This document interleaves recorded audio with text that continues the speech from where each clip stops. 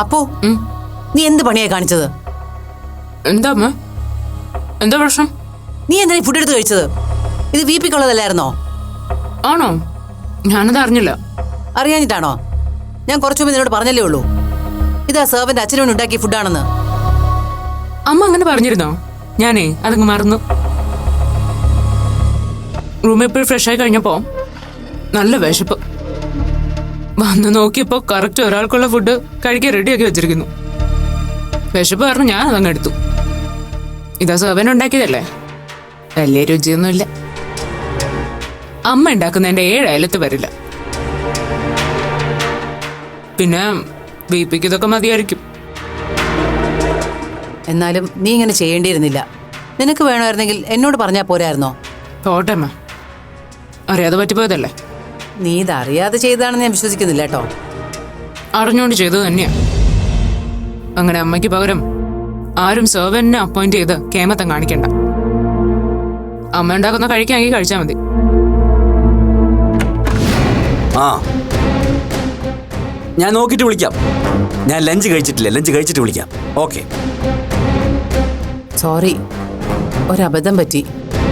ടേബിളിലിരിക്കുന്ന food വീപ്പിക്കുള്ളതാണെന്ന് അറിയാതെ അപ്പോൾ എടുത്ത് കഴിച്ചുപോയി. ഇന്നത്തേക്ക് വീപ്പിക്കുള്ള ഫുഡ് ഞാൻ വേറെ ഉണ്ടാക്കിത്തരാം. വേണ്ട, അറിയാതെ കഴിച്ചതാണെങ്കിലും കഴിച്ചവർക്ക് നിറഞ്ഞല്ലോ, സന്തോഷം. വീപ്പി പ്ലീസ്, ഇനി ഇതിന്റെ പേരിൽ വീപ്പി ഒന്നും കഴിക്കാതിരിക്കണ്ട. ഞാൻ ഇപ്പോൾ ഉണ്ടാക്കിത്തരാം. വേണ്ടെന്ന് പറഞ്ഞല്ലോ. ഒരു നേരം പട്ടിണി കിടന്നെന്ന് വെച്ച് ഒന്നും സംഭവിക്കാനൊന്നും പോകുന്നില്ല. ഇനി അങ്ങോട്ടും ഇങ്ങനെ തന്നെ ആവുമല്ലോ എൻ്റെ ലൈഫ് സ്റ്റൈൽ. ഇതൊരു റിഹേഴ്സലായിട്ട് കൂട്ടിക്കൊള്ളാം. എന്തിനായി വാശി? പേടിക്കണ്ട. ഒരു നേരം ഞാൻ ഉണ്ടാക്കിയ ഫുഡ് കഴിച്ചു എന്ന് വെച്ച് നിങ്ങളോട് ഞാൻ ഒരു ഫേവറും ആവശ്യപ്പെടില്ല. അമ്മ എന്തിനാ ഇങ്ങനെ യാചിക്കുന്നേ? വേണ്ടാഞ്ഞിട്ടല്ലേ? ഫുഡ് ഞാൻ എടുത്തു പോയെന്ന് വെച്ച് ആരും പട്ടിണി എടുക്കേണ്ട ആവശ്യമൊന്നുമില്ല. ഓൺലൈനിൽ ഓർഡർ ചെയ്താ ആഹാരം ഇവിടെ എത്തുമല്ലോ. പിന്നെ കഴിക്കുമ്പോ അതിൽ വിഷം വല്ലതും ചേർത്തിട്ടുണ്ടോ എന്ന് സൂക്ഷിച്ചാൽ മതി.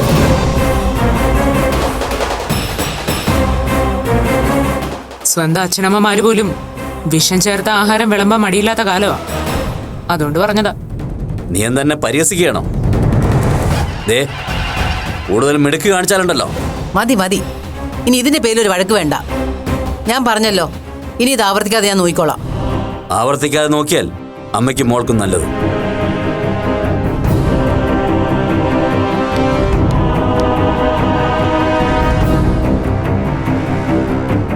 എന്തിനാ അപ്പു അച്ഛനെ നീ എപ്പോഴും ഇങ്ങനെ ഇറിറ്റേറ്റ് ചെയ്യാൻ നോക്കുന്നത്? അമ്മ എത്ര വിലക്കിയാലും തരം കിട്ടിയാൽ ഞാൻ ആ മനുഷ്യനെ ഇനി ഇൻസൾട്ട് ചെയ്യും, ഇറിറ്റേറ്റ് ചെയ്യും ഒക്കെ ചെയ്യും. അത്രയ്ക്ക് ദേഷ്യം ഇപ്പൊ എനിക്ക്. നോക്കിക്കോ, ഞാൻ അറിയാതെ എന്റെ ബുള്ളറ്റ് വിറ്റതിന് പണി പിന്നാലെ വരുന്നുണ്ട്. കാണിച്ചു കൊടുക്കാൻ ഞാൻ.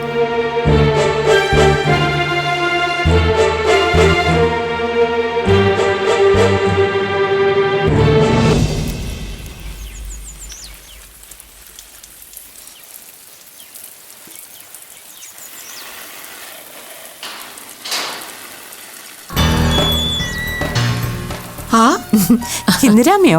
വരൂ.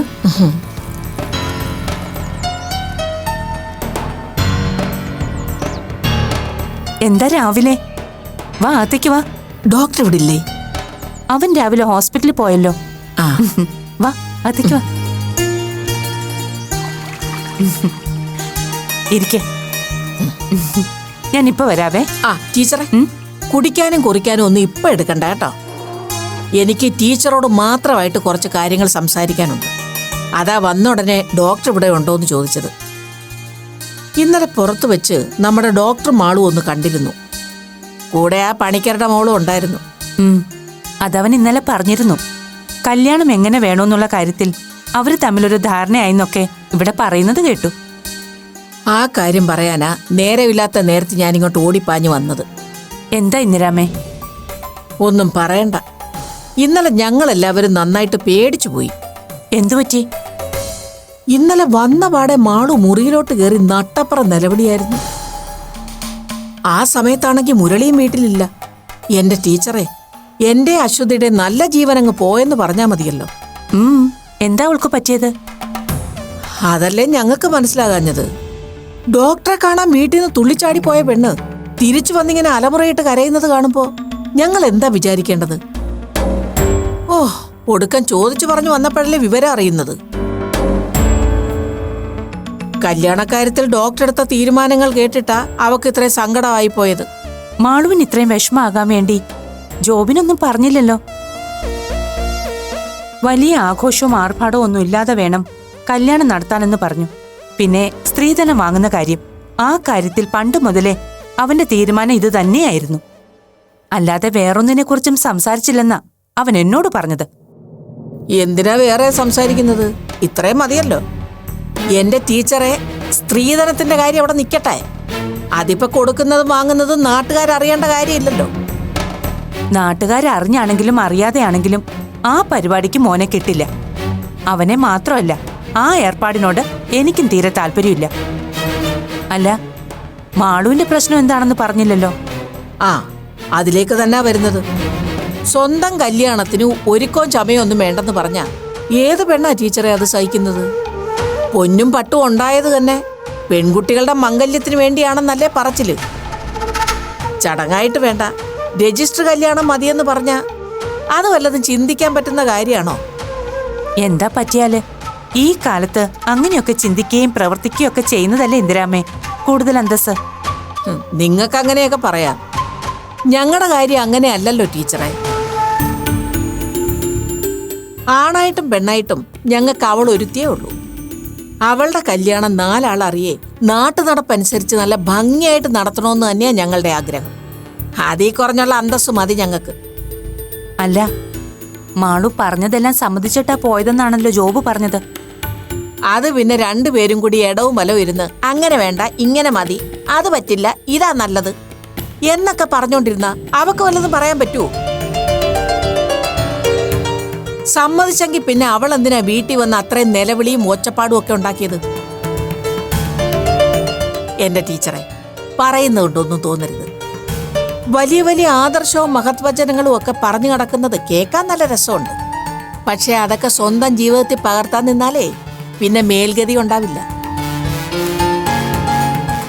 അങ്ങനെയാണെങ്കിൽ ഇവിടുത്തെ രാഷ്ട്രീയക്കാരെല്ലാവരും ഒരു ഗതിയും പരഗതിയും ഇല്ലാതെ തെക്ക് വടക്ക് നടക്കേണ്ടി വരില്ലായിരുന്നോ?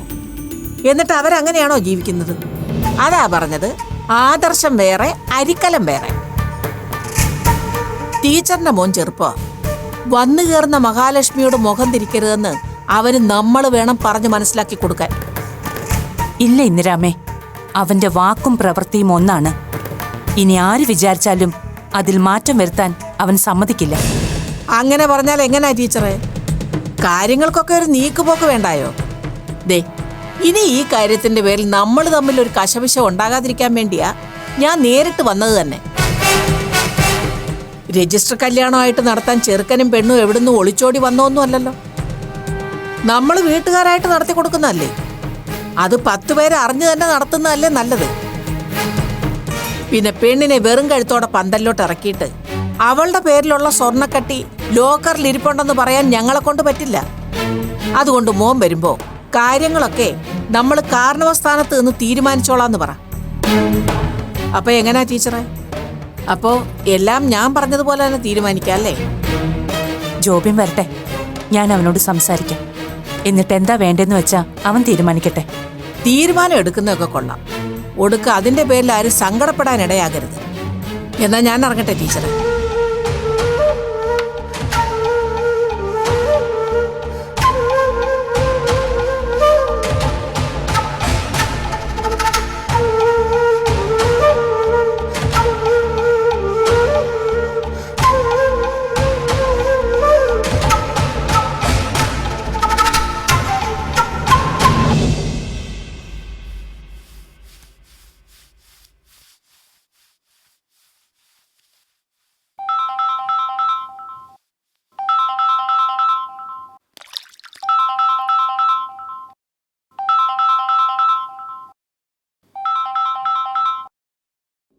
Hello daisy.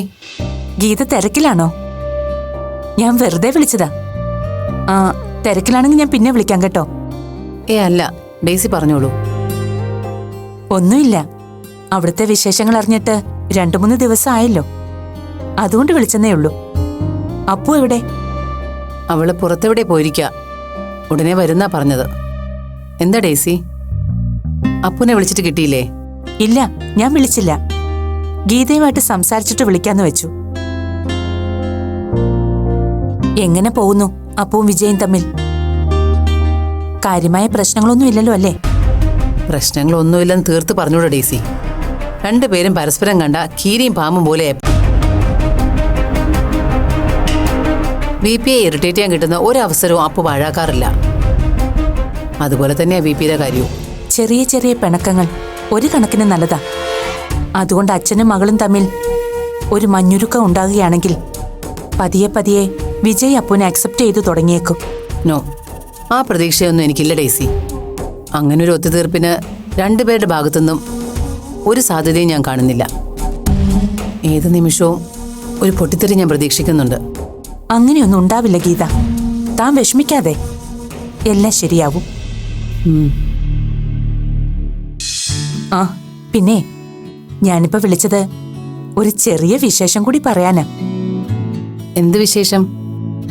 അത് പിന്നെ ജോബിന്റെയും മാളുവിന്റെയും കല്യാണം ഫിക്സ് ചെയ്തു. ആഹാ, അതൊരു ചെറിയ വിശേഷമൊന്നും അല്ലല്ലോ. എന്നാ കല്യാണം? ഡേറ്റ് ഫിക്സ് ചെയ്തിട്ടില്ല, എന്നാലും അടുത്ത ആഴ്ച തന്നെ ഉണ്ടാവും. അതെന്താ ഇത്ര പെട്ടെന്ന്? ഞാൻ കരുതി മാളുവിന്റെ പഠിത്തം കഴിഞ്ഞാ ഉണ്ടാവുന്ന. ഞാനും ജോബും അങ്ങനെയാ പ്ലാൻ ചെയ്തിരുന്നത്. പക്ഷേ മാളുവിന്റെ വീട്ടുകാർക്ക് കല്യാണം ഉടനെ തന്നെ നടത്തണമെന്ന നിർബന്ധം. ഈ കാര്യം ഞങ്ങളോട് നേരിട്ട് പറയാൻ ആ ഇന്ദിരാമ ഇങ്ങോട്ട് വന്നിരുന്നു. അവരായിട്ട് അങ്ങനൊരു നിർബന്ധം പിടിക്കുമ്പോ നമ്മളത് നീട്ടിക്കൊണ്ടു പോകുന്നത് നല്ലതല്ലല്ലോ. അതും ശരിയാണ്. കല്യാണം ആർഭാടമായിട്ട് വേണമെന്നാ അവര് പറയുന്നത്. പക്ഷേ ജോബിന് അതിലൊട്ടും താല്പര്യമില്ല. ഇനി ഈ കാര്യം പറഞ്ഞ് ജോബും മാളുവിന്റെ വീട്ടുകാരും തമ്മിൽ പിണങ്ങുമെന്ന എന്റെ പേടി. വിശേഷിച്ചും ആ ഇന്ദിരാമ്മയുടെ സ്വഭാവം അറിയാലോ. അല്പം പിരിവാശിയുണ്ടെന്നേ ഉള്ളൂ. ആള് പാവാ. വാശിയുടെ കാര്യത്തിൽ ഇവിടുള്ള ഒരുത്തനും പിന്നോട്ടല്ലല്ലോ. അതാ എന്റെ ടെൻഷൻ. രണ്ടു കൂട്ടർക്കും വലിയ പരുക്കൊന്നുമില്ലാതെ ഇതൊന്ന് നടന്നു കിട്ടണേന്നാ എന്റെ പ്രാർത്ഥന. ഡേസി വിഷമിക്കണ്ട, എല്ലാം അതിൻ്റെതായ രീതിക്ക് തന്നെ നടന്നോളും. ശരി ഗീതേ. ഗീതയോടാ ഈ കാര്യം ആദ്യം പറയേണ്ടതെന്ന് എനിക്ക് തോന്നി. അതാ ഞാൻ വിളിച്ചത്. ഡേറ്റ് ഫിക്സ് ചെയ്ത് കഴിഞ്ഞാ ഞാനും ജോബും കൂടി അങ്ങോട്ട് വരുന്നുണ്ട്. വിജയെയും ഗീതയെയും അപ്പൂനെയും നേരിട്ട് ക്ഷണിക്കാൻ. എല്ലാം മംഗളമായിട്ട് നടക്കട്ടെ ഡേസി. ജോബിനോട് എന്റെ കൺഗ്രാറ്റ്സ് അറിയിക്കണേ. ഞാൻ അവനെ വിളിക്കുന്നുണ്ട്. ശരി ഗീത, ഞാനിത് അപ്പൂനെ നേരിട്ട് വിളിച്ചൊന്ന് പറയട്ടെ. ഇതറിയുമ്പോ അവൾക്ക് വലിയ സന്തോഷമാവും. ശരി ഡേസി, ഞാൻ വിളിക്കാം.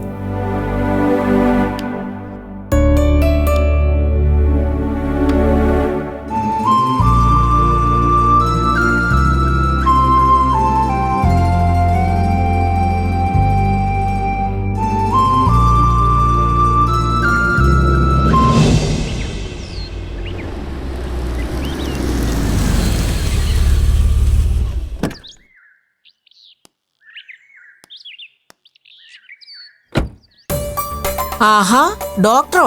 വാ മോനെ. ആ, മുരളിയങ്ങളില്ലേ മുത്തശ്ശി? ഉണ്ട്. മുരളിക്ക് ഓഫീസിലേക്ക് ഇറങ്ങാനുള്ള സമയമാകുന്നല്ലേ ഉള്ളൂ. ആ, ഞാൻ ഇന്നലെ അങ്ങോട്ട് വന്നിരുന്നു. മോൻ ആ സമയത്ത് ഹോസ്പിറ്റലിലായിരുന്നു. മുത്തശ്ശി വന്ന കാര്യമൊക്കെ മമ്മി പറഞ്ഞു. ആ, കേറി വാ.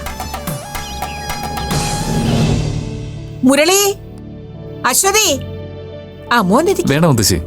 ആ ആ ആ ജോബിൻ, എന്താ രാവിലെ തന്നെ? വെറുതെ ഈ വഴിക്ക് ഇറങ്ങിയതാണോ അതോ? എനിക്ക് അങ്കിളിനോടും ആന്റിയോടും സീരിയസ് ആയി ചില കാര്യങ്ങൾ സംസാരിക്കാനുണ്ടായിരുന്നു. ആ, എന്നാ നിങ്ങൾ സംസാരിക്കേ. ഞാൻ മോന് കുടിക്കാൻ എന്തെങ്കിലും എടുക്കാം. ഒന്നും വേണ്ട മുത്തശ്ശി, ഇപ്പൊ കഴിച്ചേ ഉള്ളൂ. എനിക്ക് പറയാനുള്ള കാര്യങ്ങൾ മുത്തശ്ശി കൂടി കേൾക്കാനുള്ളതാ. എന്താ ജോബിൻ, എന്തെങ്കിലും ഇഷ്യൂ ഉണ്ടോ? ഏയ്, ഒരു ഇഷ്യൂ ഇല്ല അങ്കിൾ. ഇന്നലെ മുത്തശ്ശി വീട്ടിൽ വന്ന് പറഞ്ഞ കാര്യങ്ങളെല്ലാം മമ്മി ഡീറ്റെയിൽ ആയിട്ട് തന്നെ എന്നോട് പറഞ്ഞു. അതിനെക്കുറിച്ച് എനിക്ക് പറയാനുള്ളത് എല്ലാവരോടായിട്ട് പറയാമെന്ന് വെച്ച് വന്നതാ. വളരെ ചെറുപ്പം മുതലേ ജീവിതത്തെക്കുറിച്ച് വളരെ വ്യക്തമായൊരു കാഴ്ചപ്പാടുള്ള ആളാണ് ഞാൻ. അങ്കിളിനറിയാലോ, സഭയുടെ കീഴിലുള്ള ഒരു സ്വകാര്യ സ്കൂൾ ടീച്ചറിന്റെ ചെറിയ വരുമാനം കൊണ്ട് എൻ്റെ മമ്മി എന്നെ വളർത്തിയതും പഠിപ്പിച്ച് ഈ നിലയിലാക്കിയതും ഒക്കെ. ചെറിയ ക്ലാസ്സിലൊക്കെ പഠിക്കുമ്പോൾ മറ്റു കുട്ടികളെപ്പോലെ ലാവിഷായി ജീവിക്കാൻ പറ്റാത്തതിൻ്റെ സങ്കടവും കോംപ്ലക്സും ഒക്കെ എനിക്കും ഉണ്ടായിരുന്നു. പക്ഷേ തിരിച്ചറിവ് വന്നപ്പോൾ മമ്മിയുടെ പരിമിതികൾക്കൊപ്പം എൻ്റെ ലൈഫ് അഡ്ജസ്റ്റ് ചെയ്യാൻ ഞാൻ ശീലിച്ചു കഴിഞ്ഞിരുന്നു.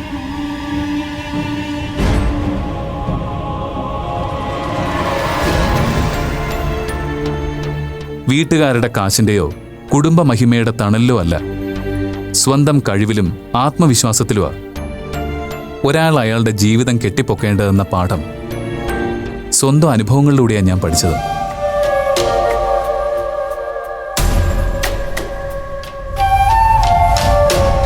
ആ സത്യം ബോധ്യമായ നിമിഷം മുതൽ ഈ സമയം വരെ എൻ്റെ ജീവിതം അങ്ങനെയാണ്. ഇനി അങ്ങോട്ട് അത് അങ്ങനെ തന്നെ ആയിരിക്കണമെന്ന് എനിക്ക് നിർബന്ധമുണ്ട്. അക്കാര്യത്തിലൊന്നും ഞങ്ങൾക്ക് യാതൊരു അഭിപ്രായ വ്യത്യാസവും ഇല്ല ജോബിൻ. സത്യത്തിൽ ജോബിന്റെയും ഡെയ്സി ടീച്ചറിന്റെ ഇത്തരം ക്വാളിറ്റീസ് ആണ് മറ്റെല്ലാം മാറ്റിവെച്ച് ഈ കല്യാണത്തെക്കുറിച്ച് ഗൗരവമായിട്ട് ചിന്തിക്കാൻ ഞങ്ങളെ പ്രേരിപ്പിച്ചത് തന്നെ, അല്ലേ അശ്വതി? അതെ, ടീച്ചറുടെ മോനായതുകൊണ്ട് തന്നെ ജീവിതത്തിൽ നല്ല ഡിസിപ്ലിൻഡ് ആയ ഒരാളായിരിക്കും ജോബിനെന്ന് ഞങ്ങൾക്ക് നല്ല വിശ്വാസം ഉണ്ടായിരുന്നു. ഇതൊക്കെ ഇപ്പൊ ഇവിടെ വന്ന് പറയാൻ മാത്രം എന്താ കാര്യമെന്നാ ഞങ്ങൾക്ക് പിടികിട്ടാത്തത്. കാര്യമുണ്ട് മുത്തശ്ശി. മെഡിസിന് 3-ാം വർഷം പഠിക്കുമ്പോൾ ഞങ്ങളുടെ ക്യാമ്പസിൽ സോഷ്യൽ അവയർനെസിന്റെ ഭാഗമായി ഒരു സ്ത്രീധന വിരുദ്ധ പ്രതിജ്ഞ സംഘടിപ്പിക്കുന്നത്. അന്നാ ചടങ്ങിൽ പ്രസംഗിച്ച ഒരു ഫാദർ പോൾ ക്രൂസ സ്വന്തം വിവാഹത്തെക്കുറിച്ച് ഗൗരവമായ ചില തീരുമാനങ്ങൾ എടുക്കാൻ പ്രേരിപ്പിച്ചത്.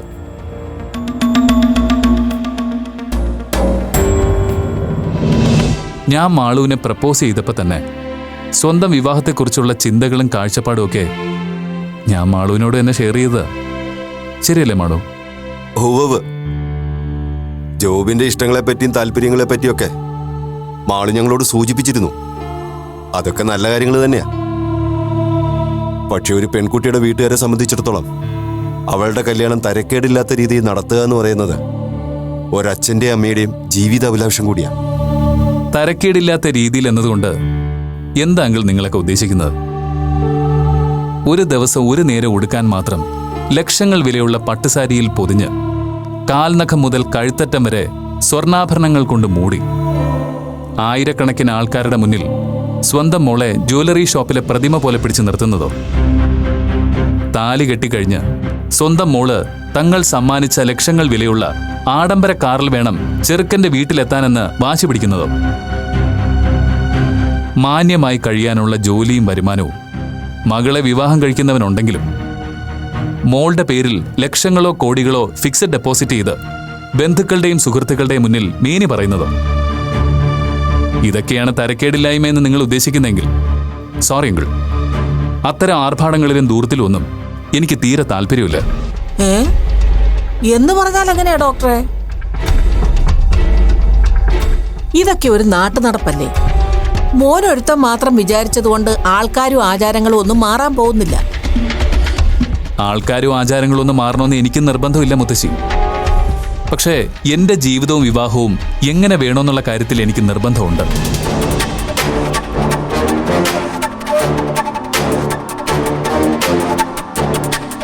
അന്ന് ക്യാമ്പസിൽ വെച്ചെടുത്ത പ്രതിജ്ഞ അതേപടി ജീവിതത്തിലും പകർത്തണമെന്ന എന്റെ തീരുമാനം.